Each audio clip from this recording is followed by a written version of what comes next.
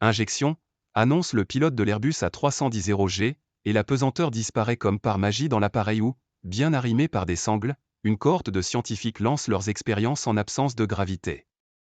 L'appareil vient de quitter sa base de Bordeaux-Mérignac avant de s'élancer au-dessus de l'Atlantique pour une série de 31 paraboles. Comme sur des montagnes russes, la gravité est abolie à chaque parabole pendant environ 22 secondes, pour un total de 10 minutes.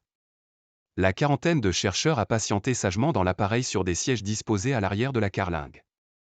Avant de se lever comme un seul homme dès l'extinction du signal de bouclage des ceintures, pour lancer les 10 expériences réparties dans le grand espace blanc qui occupe l'essentiel de l'avion.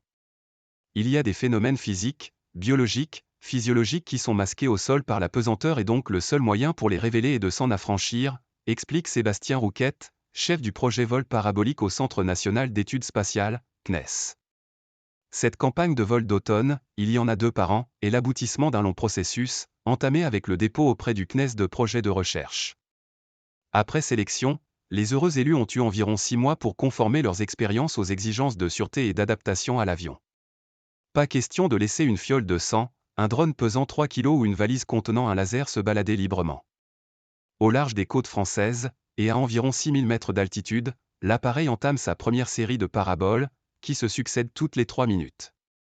Le commandant de bord, Loïc Bernard, égrène la poignée de secondes pendant lesquelles l'avion accélère avant un cabré atteignant 50 degrés. La manœuvre fige tous les mouvements, dans cette phase d'hypergravité où on pèse 2 fois son poids. Puis vient l'annonce d'injection. Dans l'espace de vol libre, ceinturé de filets, on flotte comme un astronaute dans la Station spatiale internationale, ISS. C'est le moment pour les scientifiques à bord de tester le déploiement d'un panneau solaire, d'étudier l'échange d'énergie lumineuse nécessaire aux plantes, ou encore d'explorer la perception qu'a un humain des rotations en apesanteur. Des recherches dont certaines ont un objectif affiché d'exploration spatiale, sans négliger une application terrestre.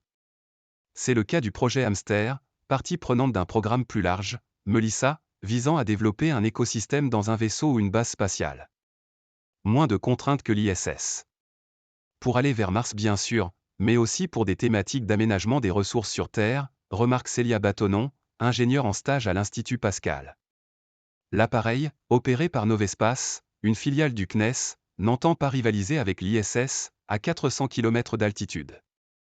Mais si la durée d'apesanteur offerte y est moins grande, et la microgravité de moins bonne qualité, l'avion a l'énorme avantage d'offrir un grand volume habitable, permettant d'embarquer du matériel de laboratoire et les chercheurs eux-mêmes, selon M. Rouquette. Avec aussi une économie substantielle car pour travailler dans l'ISS il faut du matériel miniaturisé, automatisé et avec des contraintes de sûreté et de fonctionnement bien supérieures. Ce qui explique que depuis sa création en 1986 Novespace ait enregistré 12 000 participants sur plus de 200 campagnes de vol. Dont une petite partie sont des visiteurs payants, qui contribuent ainsi à environ 10% de son budget.